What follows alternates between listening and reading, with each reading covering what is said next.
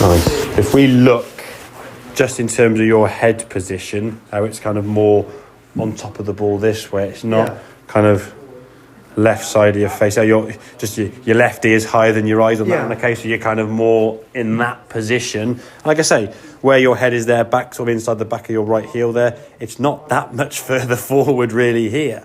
Your hands are in the same position, but the gap between the lines is just narrower. And if your gap here gets greater, and I think as you get maybe sometimes a bit tired, it might get a bit lazy. Yeah. Your head goes in this direction more. You're trying as much as you can to get your hands forward. The more your hands then go forward like this, you'll probably thin it because you're creating too much of an angle between the ground and you. So then your strike will be affected. Then if you try to release it a bit early, your club's going to bottom out here, flick up, and you get that pulley, hooky, fatty, horrible kind of shot. With a driver, probably not going to be much of an issue because the ball's teed up. You can kind of, there's no need to reach for it so much. There, you can sort of scoop, flick it a little bit and send it some nice shots. But with the iron, it's getting yourself into that position. So at impact, your head's kind of more on top of the ball, not leaning back over your right foot too much. The left ear being higher, so this sort of put your head up in the air, high left shoulder. Think it this way. If you're too far behind it, your arms can stretch when it's early in the practice session or the game you're playing, or the round even. Get away with it.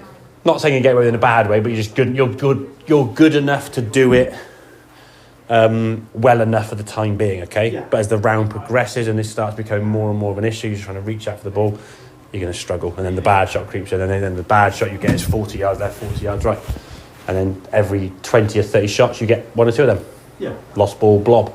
And if you look at your rounds over the last 3 or 4 months, it's not been many. Probably the 78 I think you had around the Mac a few weeks ago. You were telling me about a non-blob hole or non-blob round, but most of your rounds invariably have a blob or two in there, yeah? So 33, 34 points with a couple of blobs. You think, this blob didn't happen, yeah? Yeah, this didn't happen. I broke 80 twice, 3 times. Yeah.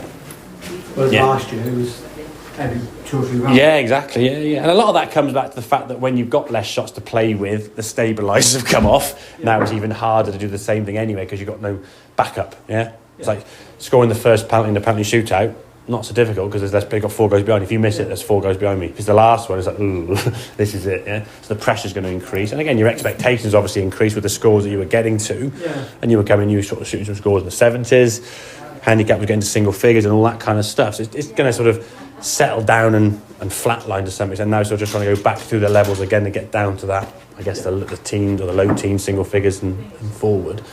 But you've got to just get yourself in a position where you're not trying to have to do too much to reach it. If you can get here on top of it, pretty good. Yeah. You're back, you're reaching for it. You can still get your hands in a good position because your hands on the club relative to the ball, they give the impact. You have your head back here, head over there, head wherever. As long as your hand's in the right spot, the ball and the club give the information to the golf ball, yeah? But if you're back here, head being back there too much, it's just too much of a hard work to do it. And you'll do it sometimes, but as the game progresses and tiredness kicks in, you just get too far behind the golf ball, okay? And again, we're looking for that launch angle to be in that kind of high teen, low 20 range, not in the 24, 25 range. Okay, mate? Yeah. Cool.